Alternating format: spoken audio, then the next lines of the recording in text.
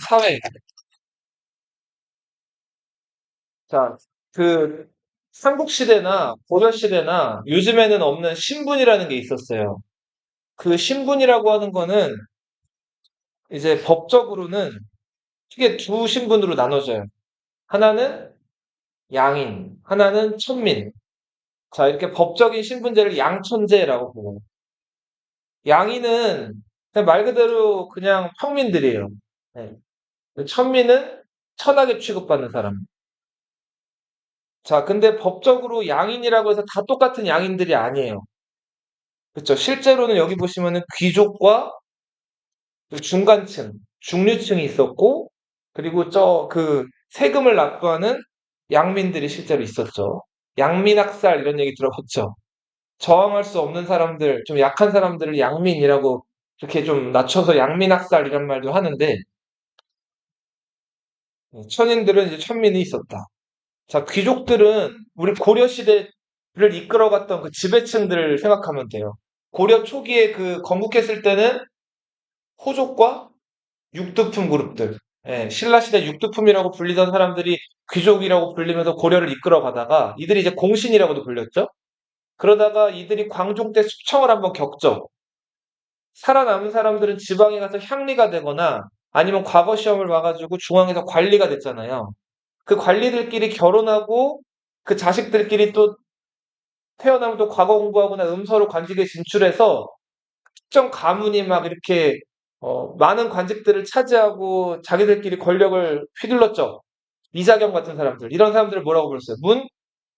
문벌 귀족이라고 불렀죠. 자, 정중부의 수염을 태우고, 자, 뭐, 온갖 그 부정하고 나쁜 짓들을 많이 했잖아요. 재산들을 모으고. 심지어 이자겸이라는 사람은 왕이 되려고도 했죠.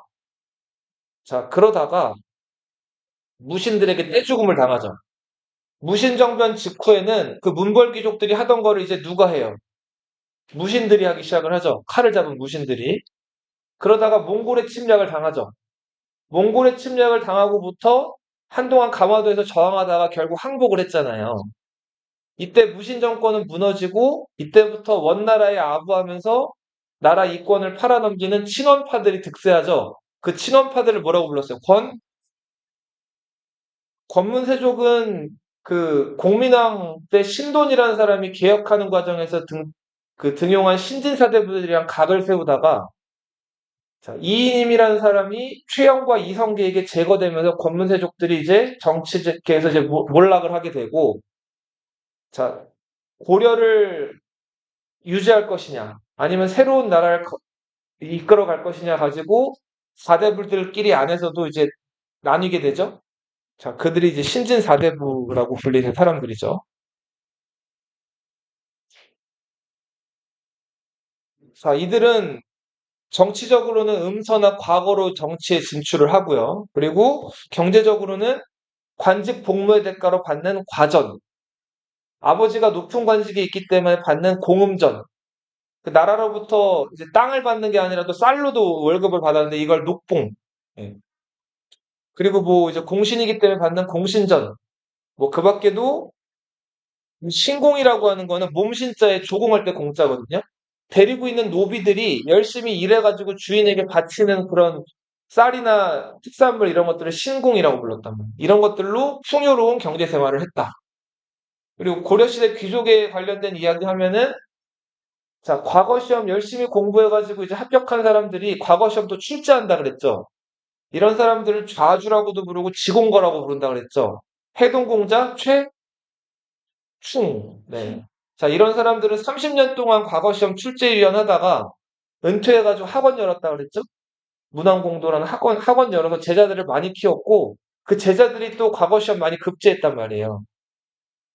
자, 최충이라는 좌주 밑에서 공부했던 사람들을 문생이라고 불렀는데 이 좌주와 문생의 관계는 굉장히 돈독했다, 끈끈했다.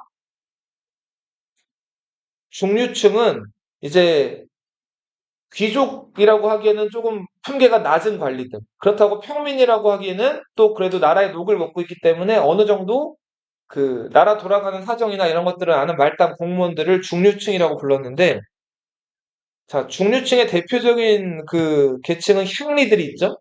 이들은 지방에서 지방관 파견되지 않는 곳에서 실세 역할을 했단 말이에요. 속현이라는 곳에서.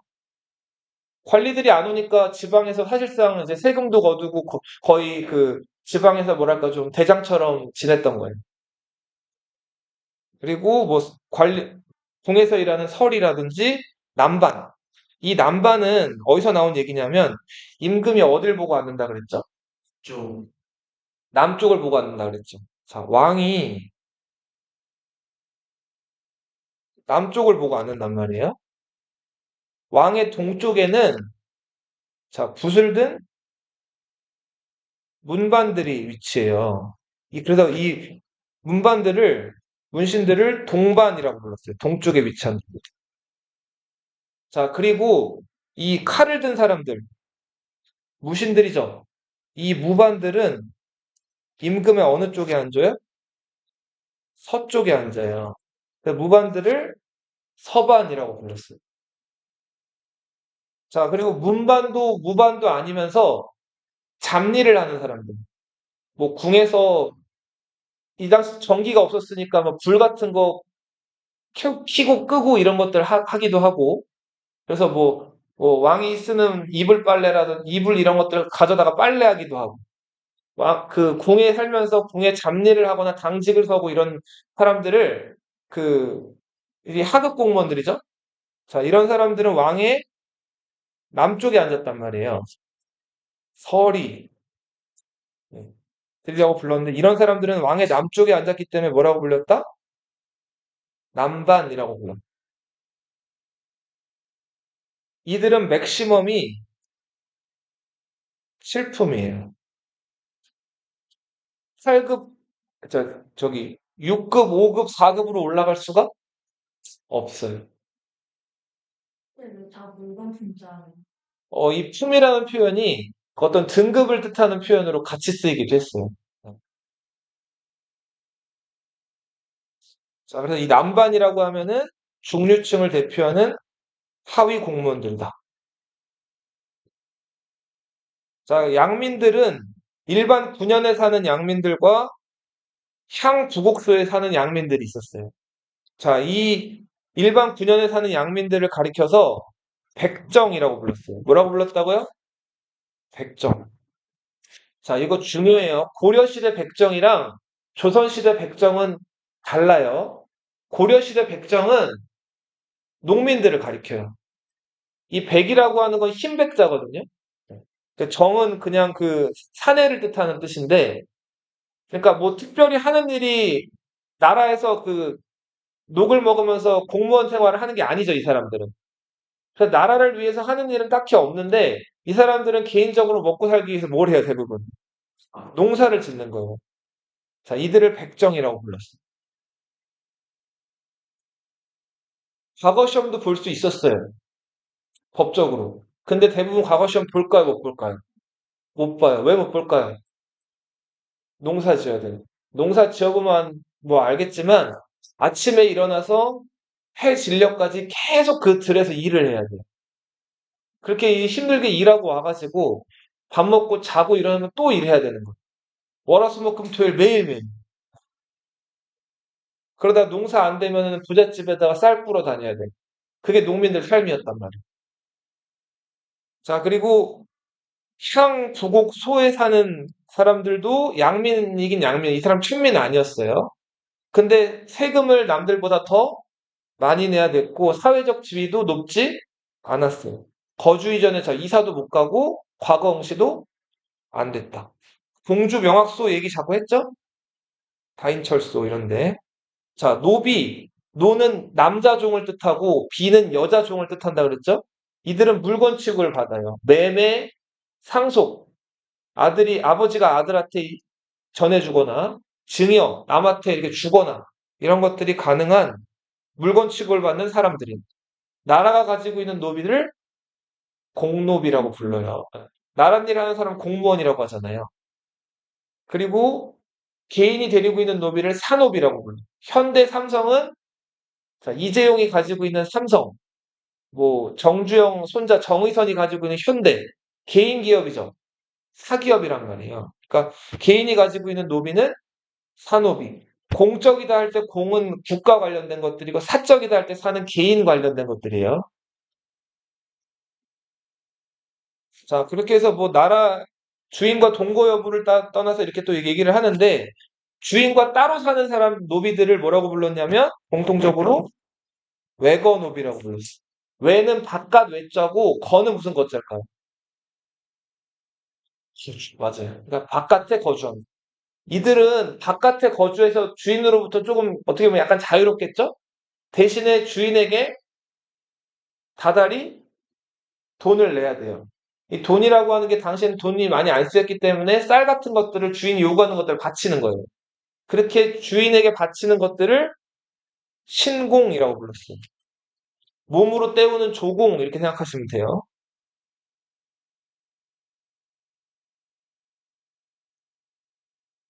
아빠랑 엄마 중에서 한 명만 노비면 자식도 뭐가 될까요? 노비가 되는 거예요. 일천, 즉천. 한쪽이 천하면 즉시 뭐가 된다? 천민이 된다. 자, 이들은 중요한 거는 세금을 낸다, 내지 않는다? 세금을 내지 않아요. 사람 취급을 받지 못하기 때문에 물건이 세금 낼 수 없잖아요. 세금을 내지 않아요. 자, 그리고 이 천민 중에서 또 중요한 사람은 양수척. 이 척이라고 하는 거는 좀 비하하는 의미가 들어가 있는 표현이에요. 어떤 직업을. 뭐 잡척, 화척 이랬는데, 자, 화척은 별표 쳐놓으세요. 이 화척은 고려로 넘어온 거란족이나 아마 여진족들로 대부분 추정이 되는데, 이 사람들 배운 거는 없고, 농사는 잘 또 못 져요. 이 사람들은 대신에 짐승들이랑 친하죠. 거란 여진족들 말 타고 다니고 짐승들을 기르는 목축 생활하니까. 자, 근데 또 이 고려 사회에서는 말을 타고 다닐 일이 많이 없죠. 그럼 이 사람들 짐승들 어떻게 하는 일들 했을까요? 그렇죠. 짐승들 죽여가지고 가죽은 벗기고 살코기는 내다 파는 그런 일들을 했단 말이에요. 지금 축산업자 같은 일들을 했단 말이에요. 근데 이런 일들, 짐승 생명을 빼앗거나 이런 일들을 좋게 봤을까요? 안 좋게 봤죠. 고려는 특히 어떤 나라예요? 불교의 나라니까 살생하는 거에 대해서 좋지 않게 봤단 말이에요. 손가락질 받고 대접을 많이 못 받는 천민들이 이 역할을 했다. 주로 거란족, 여진족 출신들이. 자, 이들을 화척이라고 불렀어요.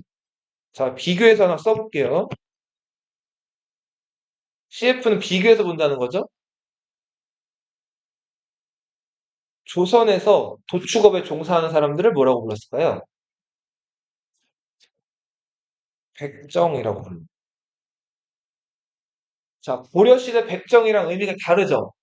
고려시대 백정은 뭐 하는 사람이었어요? 그냥.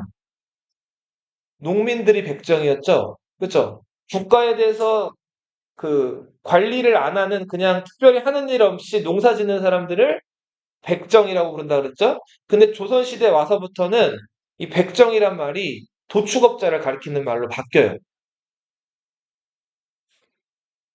제인은 뭘까요? 제인? 광대예요, 광대.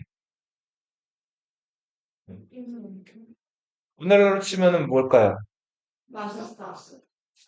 뭐 그런 셈인데, 네. 조금 더 와닿게. 아, 아이돌, 아이돌. 아이돌이나 뭐 그쵸. 연예인들. 예, 이런 사람들이 이제 그 제인이라고 불렸죠. 공부 안 하고 이 사람들 남들 앞에서 막 춤추고 노래하고 이렇게 이렇게 뭐 이렇게 사람들을 웃게끔 분위기 띄우고 이런 역할을 하는 사람들이잖아요. 이런 사람들을 미천하게 봤어요. 유교 사회에서는. 지금은 뭐 막 한류 스타 해가지고 난리가 나잖아요. 연예인 한번 왔다 그러면. 근데 아주 오랫동안 뿌리 깊게 이 고려 시대 그 이전부터도 저 이렇게 막 춤추고 노래하고 이렇게 그런 거 웃음을 팔아가지고 돈을 버는 사람들을 굉장히 낮게 봤어요. 그게 지금도 사실 완전히 없어지지는 않았죠.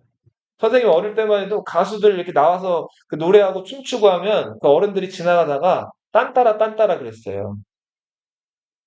딴따라라고 하는 게 노래나 춤추면서 그거로 사람들한테 웃음 팔면서 돈 버는 사람들이라고 손가락질하고 비난받았다고.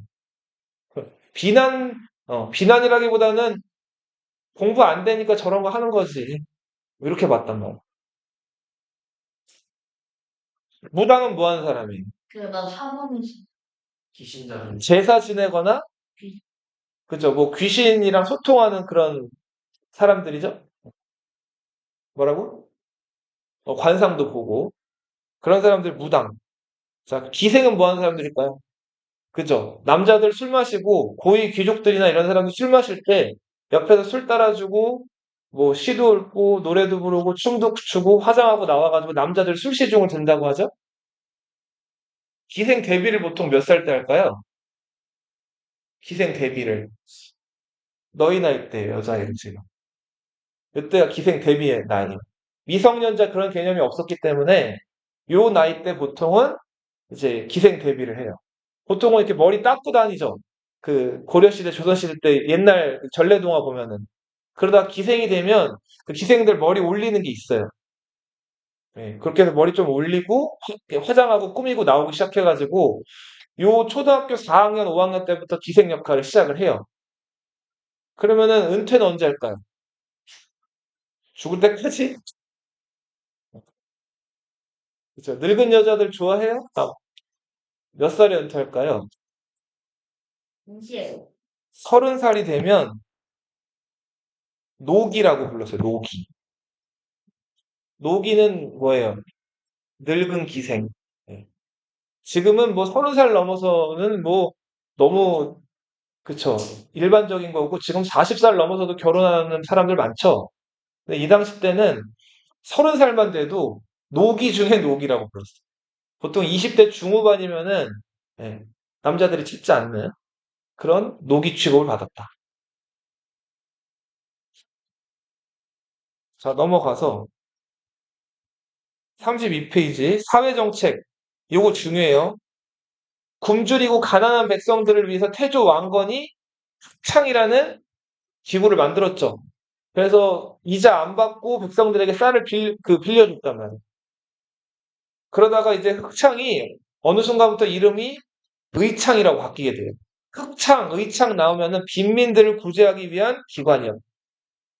자, 흉년 때는 곡식 가격이 올라가겠죠. 귀하니까. 그리고 풍년이 되면은 비교적 곡식 가격이 좀 떨어지겠죠. 자, 풍년 때 곡식 가격이 쌀 때 나라에서 곡식을 좀 사들이는 거예요. 그리고 곡식 가격이 너무 올라가면 어떻게 할까요? 그때 그 상평창에 있는 곡식을 조금씩 시장에 푸는 거예요. 그렇게 해서 물가를 맞추는 기구가 상평창이라는 기구였어요. 예.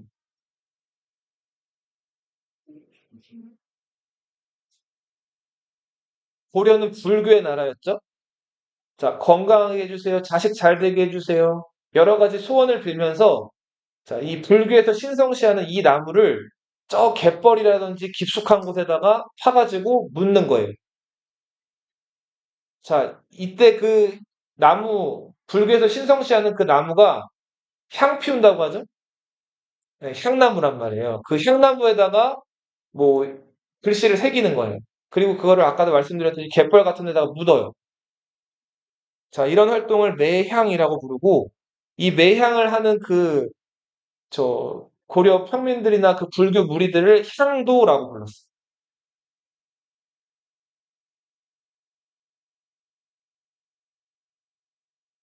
아, 이거 아주 중요해요. 혼인과 여성의 지위. 자, 고려 시대 때는 기본적으로 결혼하면 남자가 여자 집에 가요. 남자가 여자 집에 가서 그 여자 집 일을 좀 해주는 거예요. 그리고 장인어른 집에 얹혀 사는 경우들이 꽤 많았어요. 네. 자, 유교 사회에서는 이런 거 상상할 수? 만약에 유교가 보편화돼 있다면 철저하게 남자 위주이기 때문에 결혼하는 순간 여자가 남자 집으로 와서 귀신 될 때까지 살아야 된단 말이에요. 시집을 가야 된단 말이에요. 그런데 유교 문화가 아직 보편화된 사회가 아니에요. 불교 사회였죠. 그러다 보니까 그 남자가 여자 집에 가가지고 사는 경우가 더 흔하고 보편적이었어요. 그러다 장인어른 죽으면 독립하거나. 자, 이런 경우들이 많았는데, 자, 이런 것들을 솔서운이라고도 부르고, 대릴사위제라고도 불러요. 고구려 제도랑 비슷하죠. 자, 근데 남자가 왜 여자 집을 갈까요? 잘못이요. 그것도 얼추 맞아요. 어떤 측면에서 잘 보이기 위해서. 장애인. 그래, 맞아요. 근데 이렇게 생각하면 더 쉬운데 세상에 공짜가 있어요, 없어요? 공짜가 없단 말이에요. 너희 살다 보면 이제 알게 되는데 남자가 그러니까 여자랑 결혼한 대가로 네, 일종의 그냥 그런 것들을 뭐 몸으로 때우든 이런저런 이유로 거 가가지고 그냥 자기네는 집에서 밥만 축내는 게 아닐 거 아니에요. 가가지고 그 집 일을 해주는 거예요.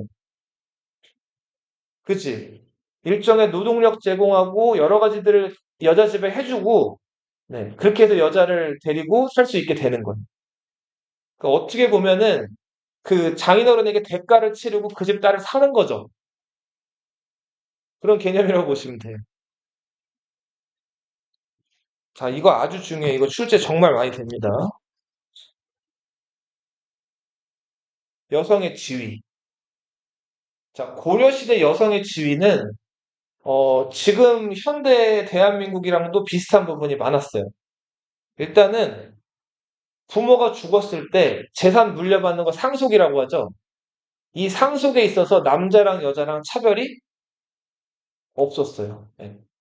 자, 남자든 여자든 어, 있으면은 부모들이 보통은 똑같이 나눠주는 게 가장 일반적인 형태였어요. 그리고 그 태어난 자식들을 기록하는 곳을 호적이라고 부르죠. 호적에 기록할 때도 여자가 먼저 태어났으면 여자를 먼저 기록하기도 하고 남자, 여자 이런 순서로 태어난 순서대로 기록을 했단 말이에요.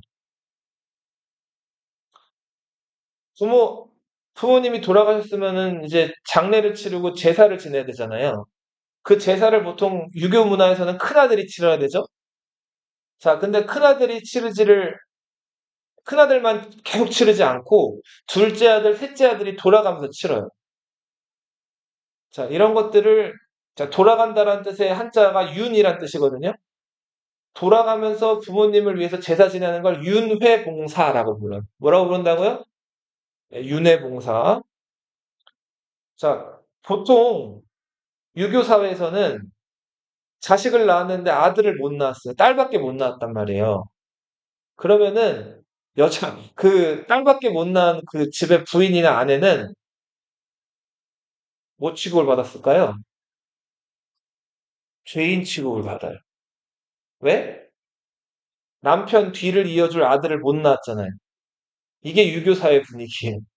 근데 고려 사회는 아직 유교가 보편화돼 있질 않아가지고 자, 그 그래 만약에 아까도 얘기했지만 유교 사회에서 만약에 아들을 못 낳고 딸만 낳았어요.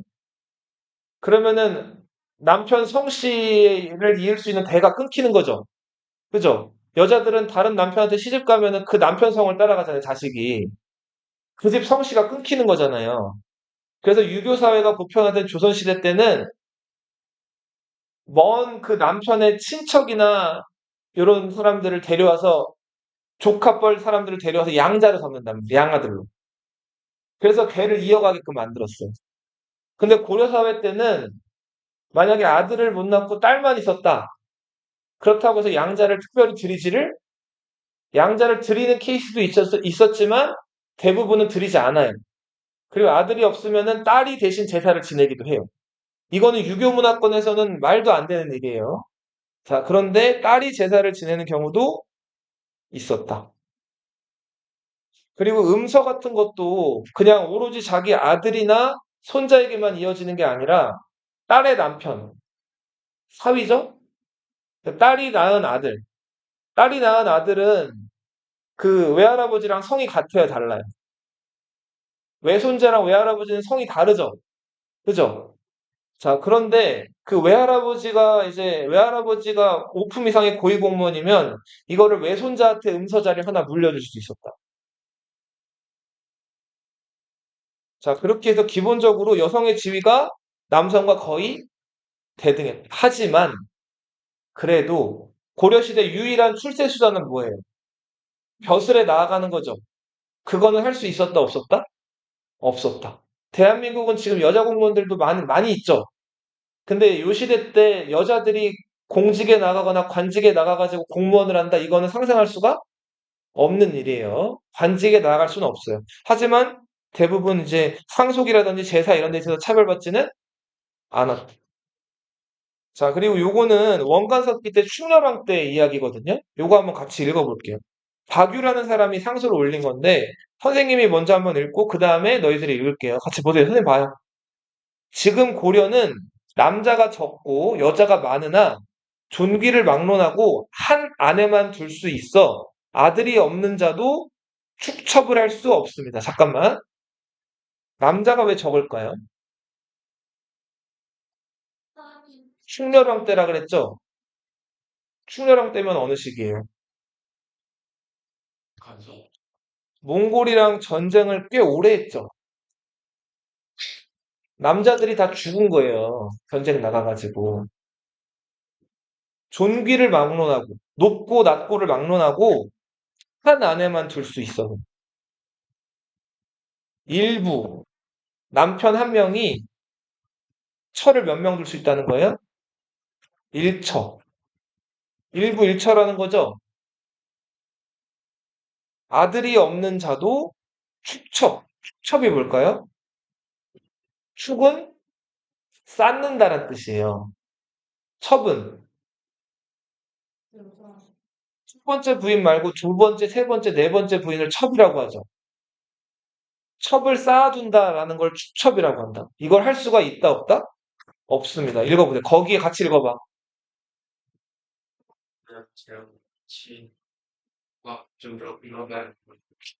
외국인은 누굴 얘기할까요? 몽골인이겠죠, 그쵸? 송나라는 몽골한테 망했죠? 네. 여자가 척을 열어드리는 게 추천을 할수 있어요. 할수 없, 여기 한 안에만 둘 수 있으니까 아내가 남편한테 아내가 많은 경우는 이제 왕족. 평민들이나 일반 사회에서는 이제 아내를 열어두는 게 일반적이지가 않았던 거예요. 네. 자, 청하건대 대소신료는 품계에 따라 서첩을 두고 서인들도 일처일척을 할 수 있게 하며 서자들도 적자에 준하는 출세 기회를 얻게 하는 보세요. 품계에 따라서 뭐 서첩을 두고 일반인들도 일처일첩 그러니까 첩 하나씩을 두게 하자는 거죠. 그렇게 해서 서자들은 첩이 낳은 자식들이란 말이에요. 적자는 정식 부인이 낳은 자식, 적합한 자식들이죠. 서자들도 적자에 준하는 출세 기회를 얻게 하소서. 첩을 하나씩 두자는 얘기죠. 너희 아빠 있고 엄마 있는데 네, 새엄마 하나씩 더 드리게 하자는 얘기. 자, 읽어보세요. 짝 없는 네, 계속 읽어보세요. 부녀자들이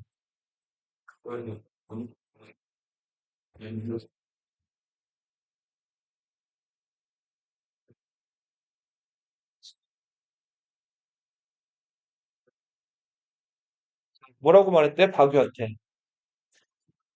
거지 같은 놈이라고 얘기했죠? 자, 너희 생각해봐. 너희 엄마랑 너희들 입장에서 갑자기 새엄마가 생긴다 그래봐요. 아빠는 좋을지 모르겠는데, 자, 너희들이나 너희들 엄마 입장에서는 거지 같은 노인네죠? 이런 얘기하는 사람. 이를 듣는 사람들이 너도 나도 그를 손가락질함으로 길거리 사이에 붉은 손가락이 마치 손바닥이 이렇게 보면은 여기 피가 있어서 좀 빨개 보일 때도 있잖아요. 붉은 손가락이 마치 한 묶음 같았다. 당시 재상 중에 아내를 두려워하는 자가 있어서 결국 실행되지 못했다. 아내를 두려워하는 사람. 지금도 아빠들이 아내 두려워하지 않나요? 엄마들? 바가지 긁죠? 돈 안 벌어오면 잔소리하고. 자, 그래서, 자, 요즘에, 아무튼 요 당시에는 여자들의 권한이나 입김이 상당히 셌다는 걸 알 수가 있죠? 이게 조선시대 오면은 완전히 뒤바뀌게 됩니다. 성리학이라는 그 유교 윤리 때문에. 자, 불교가 일반적이었기 때문에 사람이 죽으면 기본적으로 어떻게 했을까요? 화장을 하는. 거예요. 왕실은 제일 높죠.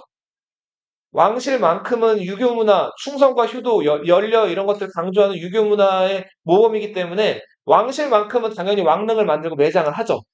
하지만 그 왕 아래 일반 서민들은 주로 화장들을 많이 했다.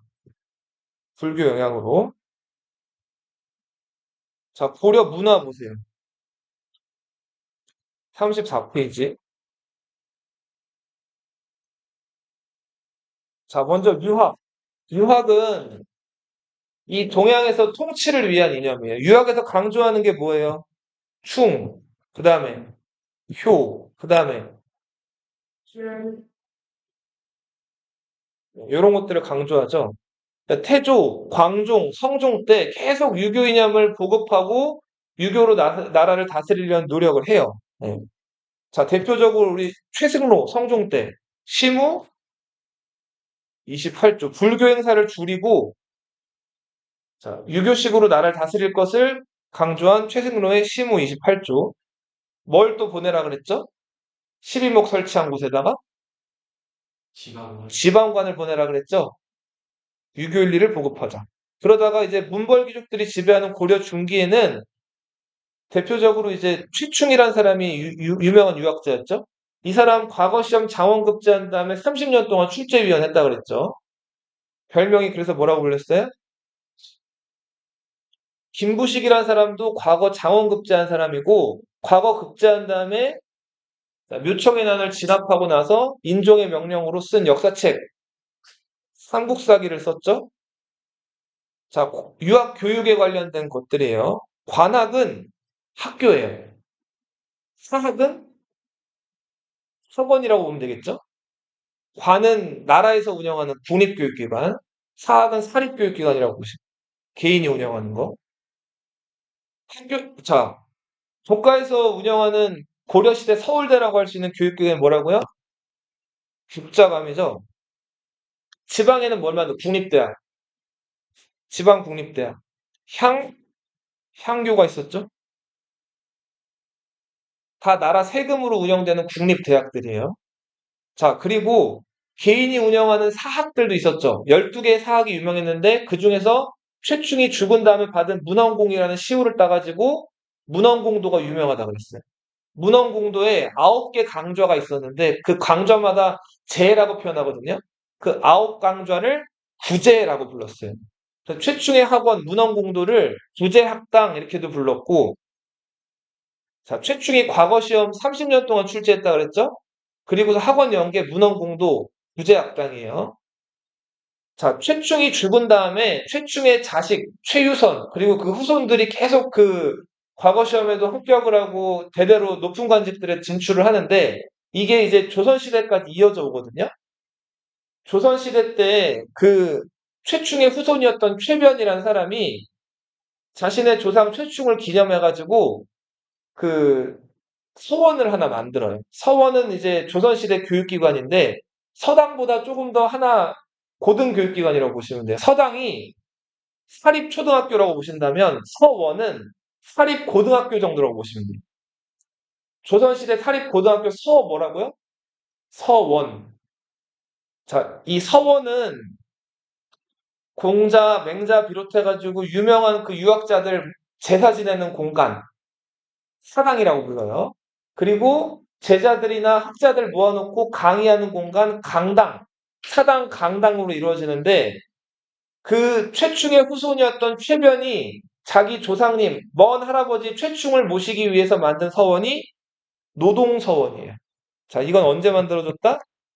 조선시대 때 만들어졌어요.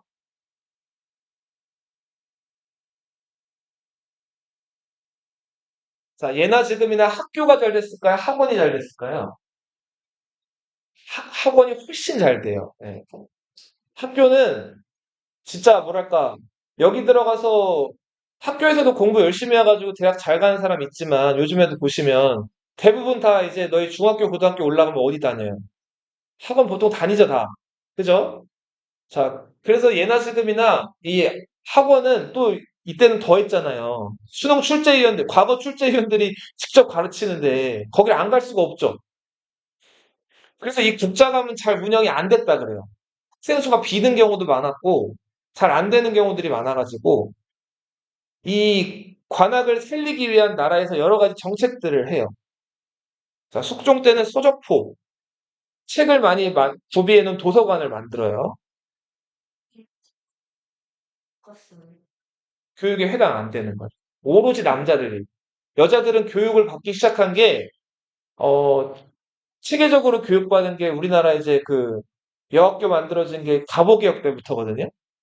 그러니까 200년이 안 된 거예요.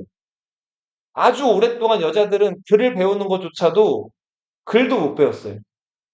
요 시대 때는 특히 더. 자, 예종 때는 칠제라는 강좌가 만들어져요. 오늘날로 치면 EBS가 만들어진 거예요. EBS 다 공짜죠?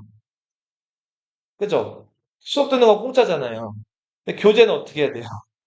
사야 되죠? 그리고 그 관악에서 성적 좋은 학생들 장학금 주고 청년각 고문각이라는 도서관도 만들어져요. 자, 국자감도 정비가 이루어지는데 그래도 고려가 망할 때까지 잘 됐던 거는 관악이다, 사학이다? 사학이다. 자, 고려 후기에 이르러가지고 국자감이 이름을 바꿔요. 자, 충렬왕 때부터 국자감이라는 교육기관 이름이 뭐로 바뀌게 된다? 성균관 이렇게 바뀌게 된다. 그리고 충선왕이라는 사람이 원나라 갔을 때 만권당이라는 흑당을 만나고 거기 유학자들이랑 교류했다 그랬죠.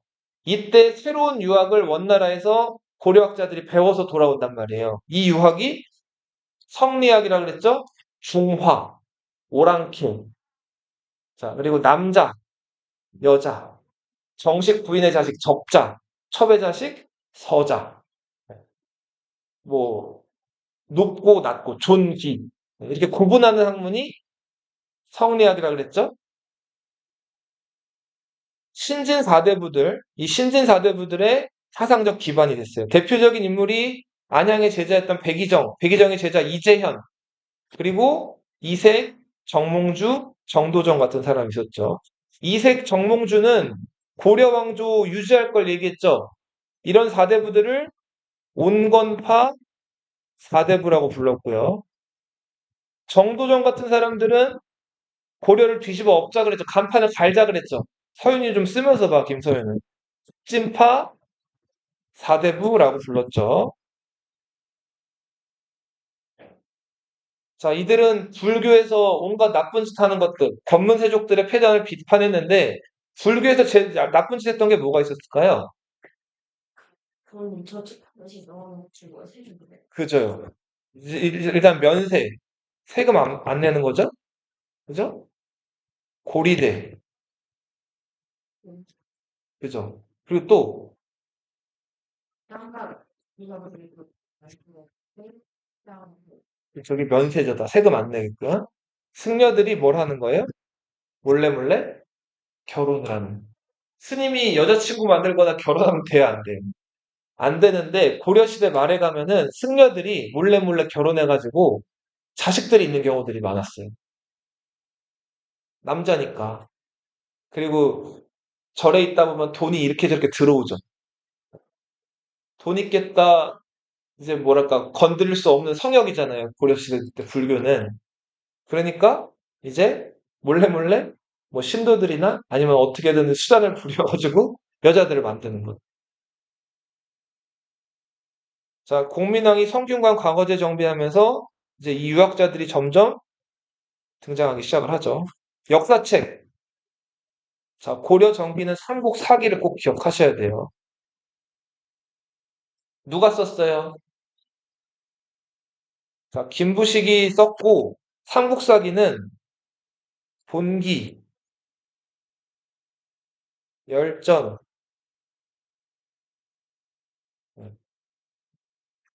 지,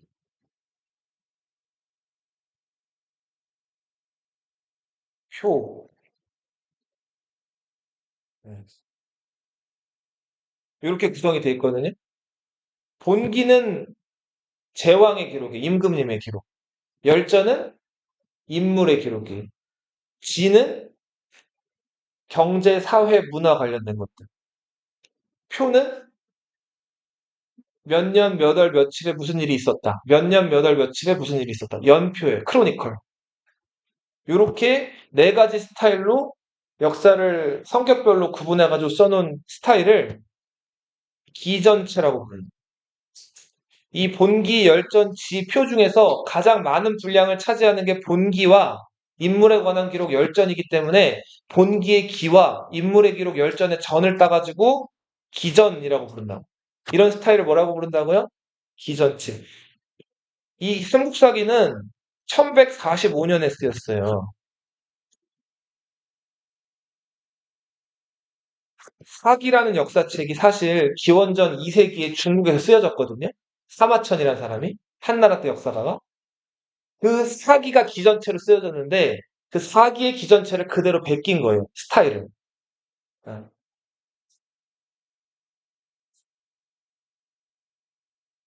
그래서 삼국 사기죠 또 이름도 가장 오래된 역사책. 가장 오래됐다. 최고. 베스트가 아니라 가장 늙었다라는 거예요. 가장 오래됐다는 거예요. 김부식이 어디 김씨라 그랬어요? 경주 김씨죠.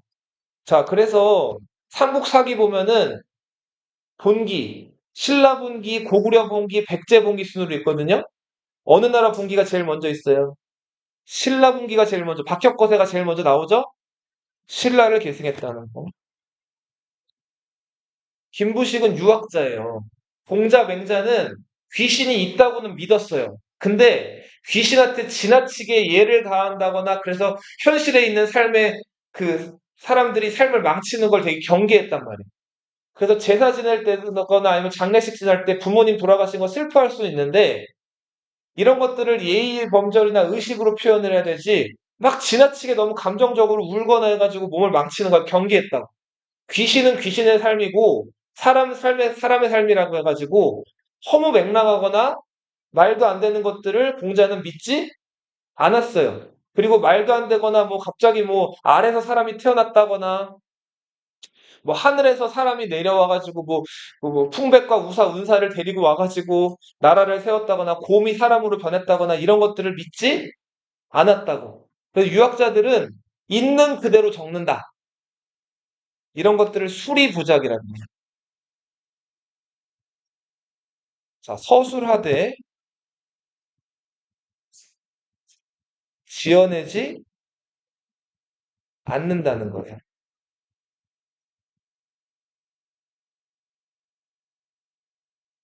자, 고려시대 이제 후기, 무신정변 이후에 또 여러 역사책들이 쓰이는데 해동 고승전. 고승은 옛날 스님들에 관한 기록이에요. 우리나라 승려 30명 정도의 정기. 동명왕은 누구죠? 고구려 세운 동명왕이죠. 동명왕의 건국 이야기, 고구려 건국 이야기를 쓴 서사시 동명왕편. 그죠? 주몽에 관련된 거. 그리고 또 중요한 책, 삼국 유사가 있죠. 이 삼국 유사는 순서대로 썼어요. 몇 년, 몇 월, 며칠. 그래서 이런 채를 편년체라고 불러요.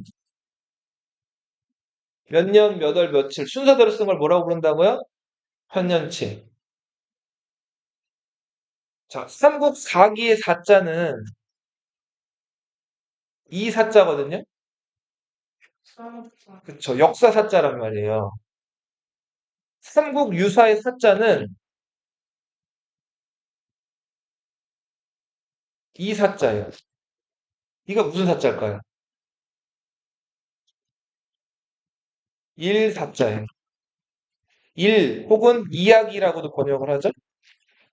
삼국 유사에서 유는 남길 유자거든요. 남긴 이야기. 삼국시대 사람들이 남긴 이야기라는 거예요. 이야기는 검증이 된 것도 있지만 검증이 되지 않은 것도 있다. 그냥 여기저기서 전해져 내려오는 잡다한 이야기들 있죠. 이런 것들을 모아놓은 게 삼국 유사예요. 사기를, 한국 사기를 쓰는 건 네. 거기에는 진짜 높은 그래서 나왔던 그런 큰 것에 아래서 나온 이야기는 나와 있어요. 그거는 전해져 내려온 이야기니까 그냥 적어 놨어요. 근데 그거 외에 허무맹랑한 이야기들은 대부분은 다 없어요. 되게 건조하고 단조로워요. 삼국사기 채는. 네. 근데 삼국 유사에서는 아래서 나왔다. 그리고 오늘 하나 기사를 하나 보여줄 거예요. 굉장히 허무맹랑한 이야기들이 많이 나와 있어요. 자, 이런 이야기들을 야사체라고도 부르고 하나 알아둘 게 삼국 사기는 인종 고려 왕이 명령을 내려서 썼다 그랬죠. 그죠? 고려 왕이 명령을 내려서 쓴 책이기 때문에 세금으로 쓴 거예요. 세금을 동원하고 김부식이 혼자 쓴 게 아니라 여러 유학자들 모아가지고 진짜 심혈을 기울여서 몇 년에 걸쳐서 세금 들여가면서 공들여 쓴 책이에요. 이런 책들은 관찬이라고 불러요. 나라에서 편찬한 거예요. 삼국유사는 이련 스님 혼자서 불교 관련된 이야기들을 위주로 해가지고 허무맹랑한 이야기까지 다 모아서 쓴 개인적인 책이에요. 그래서 이런 책들을 사찬, 개인이 편찬했다. 여기에는 말도 안 되는 여러 가지 일들이 많이 나오는데 이런 것들을 괴력, 난신이라고. 삼국사기는 수리부자, 삼국유사는 괴력, 난신의 이야기도 옮겨 적었고. 삼국사기에는 고조선과 단군에 대한 얘기가 안 나와요. 삼국유사에서는 자, 단군 신화, 우리 알고 있는 그 단군 신화 있죠. 환인의 아들 환웅이 하늘에서부터 내려와가지고 곰과 호랑이 만나서 쑥이랑 마늘 준 이야기가 삼국유사에 실려 있는 이야기. 단군 신화가 들어가 있다. 불교사 중심이고 민간 이야기, 민간 설화가 들어가 있다. 그리고 제왕운기라는 책은 이순유라는 사람이 쓴 책인데 역대 우리 임금들에 대한 이야기들을 모아놓은 기록이에요. 여기에도 단군 신화가 들어가 있어.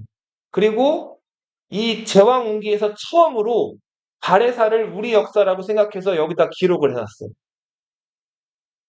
자, 근데 보세요. 이 삼국유사랑 제왕운기가 쓰였을 무렵, 요 시기가 언제냐면 원간섭기예요. 언제라고요? 원, 몽골에게 지금 짓밟혀가지고 나라를 거의 지금 완전히 뺏긴 건 아니지만 굴욕을 많이 당하고 있는 상황이란 말이에요. 왕실에서는 막 앞다퉈서 변발하고 오랑캐에게 지금 짓밟힌 상황이죠. 이런 상황 속에서 우리 역사가 중국 못지 않았어. 자라고 어떻게 보면 스스로 위로하는 거죠. 그런 차원에서 이 삼국 유사에 보면은 그 단군 왕검이 고조선을 건국한 연대를 써놓기를 기원전 2333년에 건국했다고 나와 있거든요. 자, 이거는 중국에서 요라는 임금이 나라를 다스릴 때예요. 이 요임금은 중국인들도 전설 속의 임금이라고 치는 사람인데 역사적으로 입증이 안 된 임금님이고 그리고 단군이 2333년에 그 고조선을 건국했다는 거는 이련 스님의 뇌피셜이에요. 중국의 전설 속의 임금 요임금과 우리가 똑같이 역사가 시작됐다. 이런 걸 자랑하기 위해서 써놓은 거라고. 그죠? 검증된 사실이 아니에요. 자, 이런 것들을 가리켜서 우리는 한국사에서 이렇게 표현해요. 민족적인 자주. 원나라에게 지금 짓밟혔잖아요. 하지만 역사만큼은 우리가 어느 나라랑 똑같다? 중국이랑 똑같은 역사 궤적을 가져왔다. 이렇게 설명을 하기 위해서 만들어진 책이다. 기사 하나를 볼게요. 자, 너희 신라 시대 때 지증왕 기억나죠? 지증왕이 왕이 되기 직전에는 아직 마립간이었단 말이에요. 그러다 지증왕 때부터 왕이란 칭을 쓰죠? 그 지증왕 즉위 기사거든요. 요거 한번 읽어볼게요. 지증마립간이 왕위에 오르다. 500년. 요거 숫자랑 주석이거든요. 설명이에요. 이거 빼고 읽어보세요. 지증마립간부터 읽어보세요. 제가 읽을게요. 성은 김씨이고 이름은 지대로 혹은 지도로 또는 지철로라고도 하였다. 이다. 자, 이름이 지대로래요. 자, 읽어보세요. 나무랑.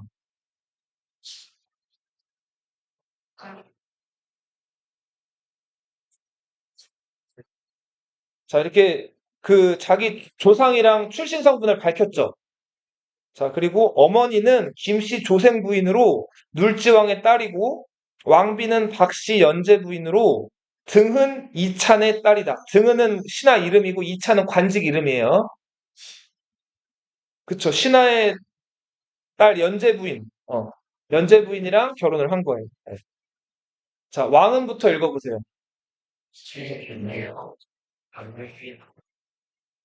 자, 용기가 좀 있었고 체격이 컸다는 거죠. 전왕이 죽었는데 아들이 없었으므로 왕위를 계승하니 이때 나이가 몇 살이었다? 자, 이거 좀 담백하죠? 별다른 이런 것들 없이 그냥 뭐 조상님 밝히고 부인이랑 부인의 아버지 밝히고 이런 것들 써놨죠. 자, 삼국 유사에서 지증왕 관련된 기록을 볼게요. 자, 거대한 음경을 가진 지철로 왕이 칠척 오촌 신장을 가진 모량부의 여성을 황후로 맞이하다. 네. 자, 음경이 뭘까요? 맞아요. 남자의 성기예요. 네. 남자의 성기를 상징하는. 자, 그리고 1척이 중국에서는 30cm를 쓰거든요. 맞아요. 24에서 26을 쓴다나.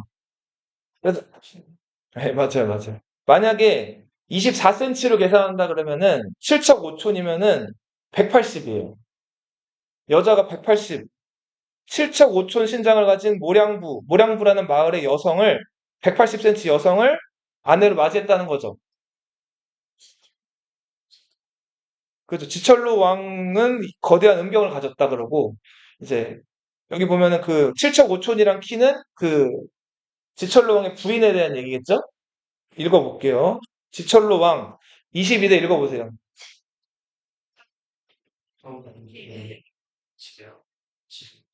네, 제가 읽을게요. 시호는 지증이라고 하였는데 이때부터 시호를 사용하였다. 왕이 죽은 다음에 신하들이 왕을 평가해가지고 올린 칭호를 시호라고 해요. 지증. 네. 또한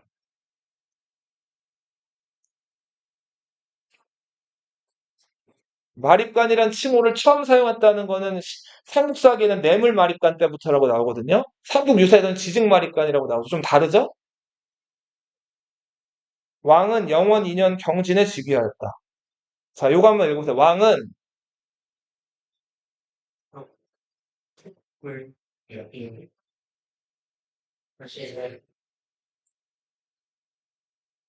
1척 36cm였대요. 흔히 뭐하는 다시 부인, 배우자. 네. 자, 사신이 모량부에 이르렀는데 동로수, 나무예요, 나무. 나무 아래에서 개 두 마리가 크기가 북만한 북 알죠? 북? 둥둥둥 북? 북만한 커다란 똥 한 덩어리를 양쪽에서 물고 다투는 것을 보았다. 자, 봐요. 요즘은 개들이 사료나 간식 맛있는 거 먹죠? 근데 이때는 먹을 게 없어서 남은 음식 먹거나 아니면 사람들 대변을 먹는다 그랬죠? 이 큰 똥이 얘네들한테는 밥이었는데, 자, 이 북만한 큰 똥을 개 두 마리가 양쪽에서 물어뜯고 싸웠대요. 자, 굉장히 좀 그런 얘기죠? 예. 그 마을 사람들 읽어보세요.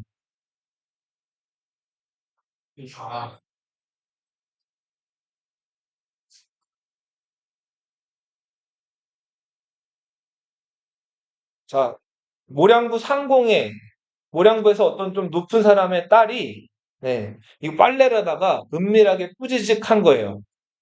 자, 근데 이거를 개 두 마리가 놓고 싸운 거예요. 자, 그 집을 찾아 그녀를 보니 신장이 180이나 됐대요. 자, 키도 크고 똥도 크고. 네. 자, 이 사실을 읽어보세요.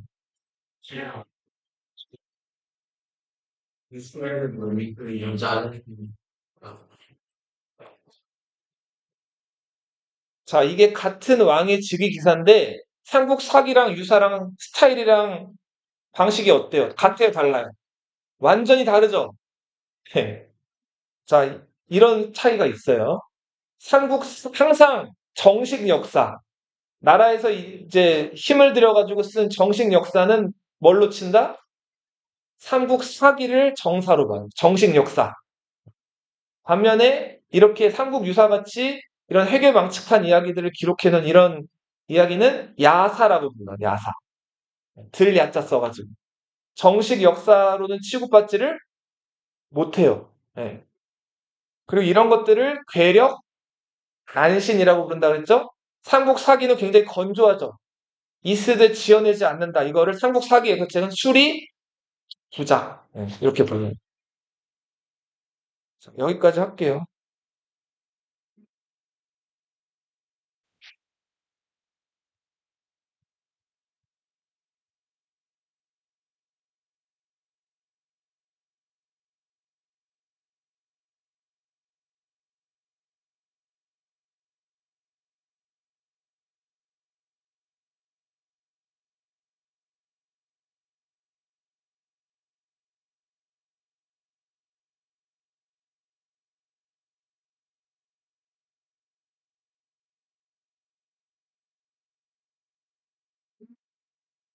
5페이지 18번.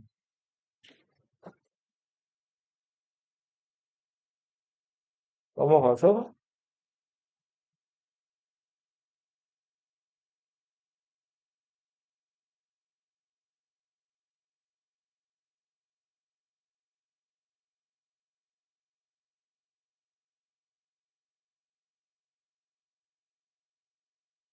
1.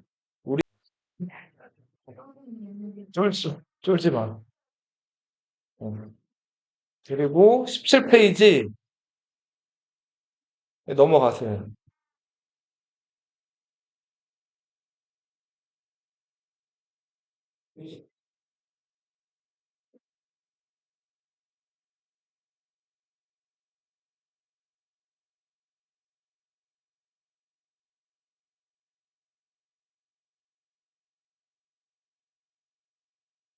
29페이지 18번.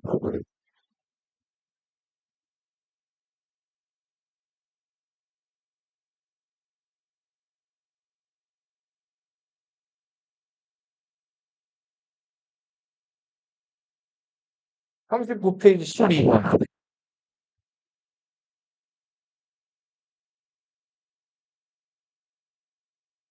40페이지 16번.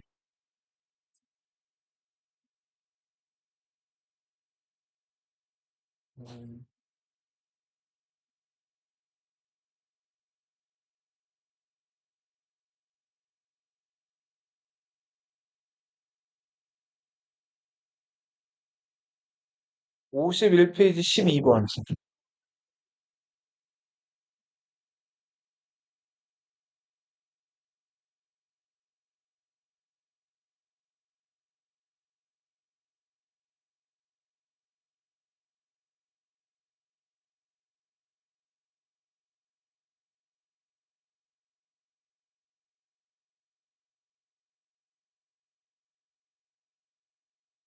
육 64페이지 14번.